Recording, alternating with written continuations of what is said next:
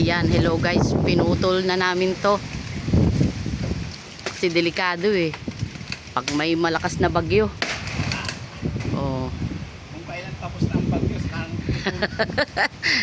Hindi, matagal na yan eh, inuutay-utay lang kasi hindi pwedeng bigla eh. Ayan.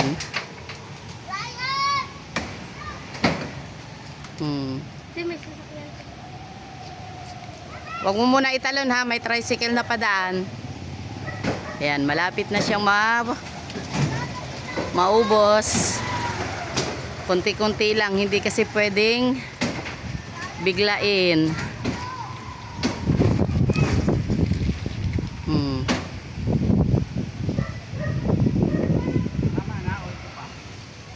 Ikaw?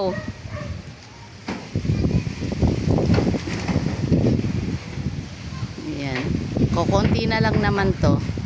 Tsaka, dandahan lang ha.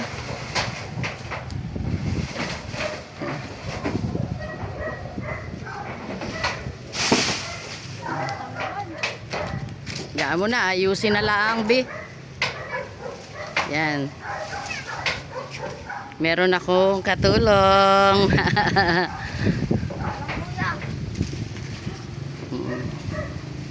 Maliit na, mababawas na. Unti-unti lang. Ano na rin. Ay, di ba ano? Ayan. Tinanggalan na kasi ito ng ano, ayan. Inaano na lang talaga. Ipuputulin at ididid na namin yung puno na yan kasi ang laki na eh. Yan. Malaki na. Konti na lang. Pag nakalbo yan, ay di mas maganda na. Ubus na. Oy, oy, oy, baka ikimaanuhan ha. Alis dyan, alis dyan.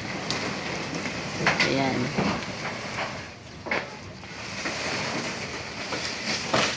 Iyog.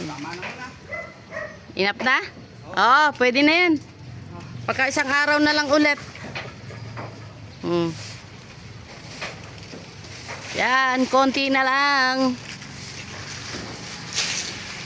Ayan. Oh, lalaki ng mga puno. Dito naman yan sa kabilang bahay. Ito yung sa amin. Pero ito, meron pa ako rito. Ano lang naman ito? Ano ba tawag dito? Pine tree. Yan.